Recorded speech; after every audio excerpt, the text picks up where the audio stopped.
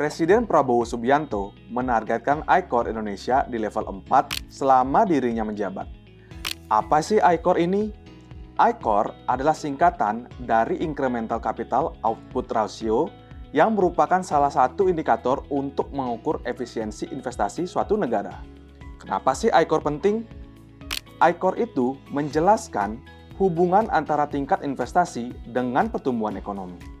Kalau ingin mencari nilai investasi untuk meningkatkan pertumbuhan ekonomi, secara sederhana, rumusnya dapat ditulis investasi sama dengan ICOR dikali target pertumbuhan ekonomi dikurangi pertumbuhan ekonomi saat ini dikali PDB.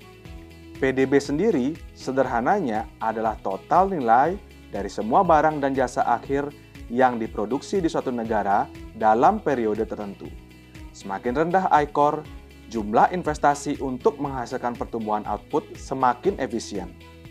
ICOR Indonesia pada tahun 2022 adalah 6,25. Angka ini sudah turun di bawah tahun 2021, yakni 8,16. Dengan angka ICOR segitu, artinya kita perlu nilai investasi yang besar untuk mendorong pertumbuhan.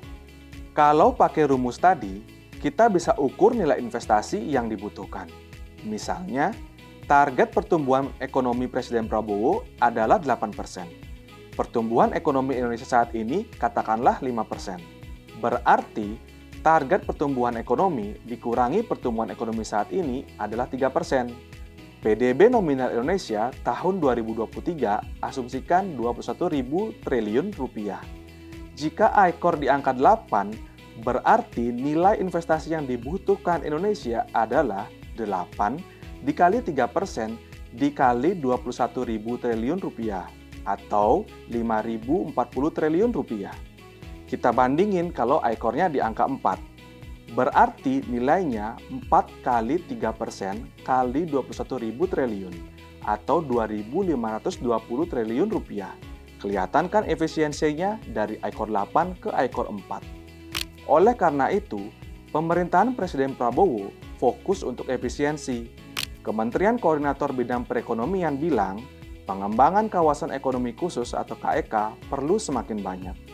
Namun, pemerintah juga tidak boleh lupa untuk perbaikan regulasi, pemerataan pembangunan infrastruktur terutama di daerah tertinggal, terdepan dan terluar, serta peningkatan pengawasan pembangunan infrastruktur untuk mencegah pungutan liar dan korupsi.